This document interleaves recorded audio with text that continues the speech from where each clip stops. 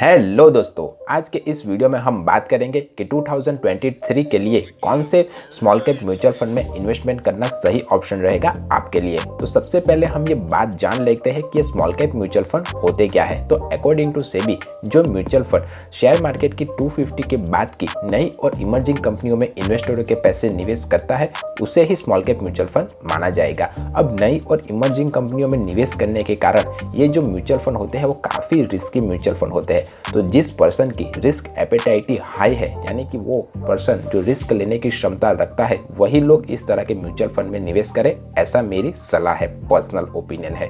क्योंकि मार्केट अच्छा रहा तो ये म्यूचुअल फंड आपको अच्छे रिटर्न्स लाकर दे सकता है, वरना नेगेटिव मार्केट में ये म्यूचुअल फंड आपको नेगेटिव रिटर्न्स लाने की संभावना भी दे सकता है। तो ये जो मैंने 3 म्यूचुअल फंड चुने हुए हैं वो किस बेस पर चुने हुए हैं मैं आपको बता देता हूँ। Expense ratio, returns, standard deviation. तो सबसे पहले हम ये बात करते हैं कि एक्सपेंस रेशियो किसे कहते हैं। तो जो एसेट मैनेजमेंट कंपनियां होती है वो पैसे को मैनेज करने के लिए कुछ फीस चार्ज करती है, क्योंकि कोई भी कंपनी फ्री में कुछ भी काम नहीं करेगी। वो कंपनी हमारे पैसे को मैनेज करने के लिए फीस चार्ज करती है और उसे ही एक्सपेंस रेशियो कहा जाता है। तो सबसे पहला जो कौन का एक्सपेंस रेशियो है वो है 0.62%।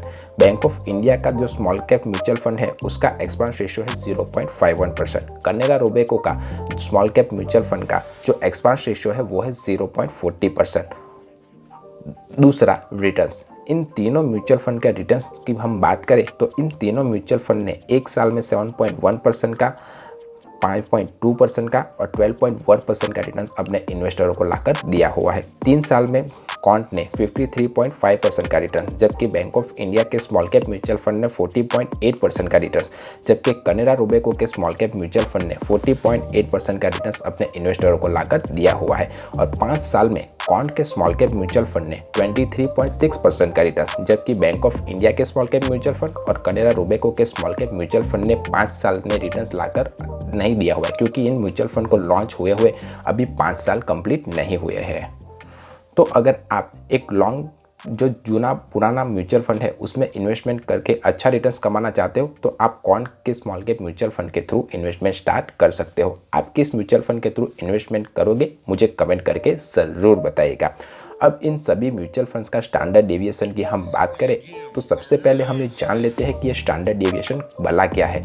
तो स्टैंडर्ड डेविएशन एक रेंजिंग फैक्टर है। जितना कम स्टैंडर्ड डेविएशन होगा उतना ही अच्छा, वेल परफॉर्मिंग और कम वॉलेटाइल म्यूचुअल फंड माना जाएगा। तो जब कभी भी आप किसी भी म्यूचुअल फंड को चुने तब कम स्टैंडर्ड डेविएशन वाले म्यूचुअल फंड को चुनने की कोशिश कीजिए, आपके लिए अच्छा रहेगा। तो quant small cap mutual fund का स्टैंडर्ड डेविएशन 23.5 है, जो अपने कैटेगरी एवरेज से ज़्यादा है। बैंक ऑफ इंडिया के स्मॉल कैप म्यूचुअल फंड का स्टैंडर्ड डेविएशन 19.88 है, वो भी अपने कैटेगरी एवरेज के स्टैंडर्ड डेविएशन से ज़्यादा है। और Canara Robeco small cap mutual fund के स्टैंडर्ड डेविएशन 20.44 है, जो अपने कैटेगरी एवरेज से ज़्यादा है। तो तीनों स्मॉल कैप म्यूचुअल फंड का स्टैंडर्ड डेविएशन अपने कैटेगरी एवरेज से ज़्यादा है, पर इन तीनों में बैंक ऑफ इंडिया के स्मॉल कैप म्यूचुअल फंड का स्टैंडर्ड डेविएशन कम है। तो मैंने इन तीनों स्मॉल कैप म्यूचुअल फंड के बारे में आपको बता दिया है। आप मुझे कमेंट करके बताइए कि आप ये तीनों में से कौन से म्यूचुअल फंड में अपनी इन्वेस्टमेंट जर्नी को स्टार्ट करना चाहते हो।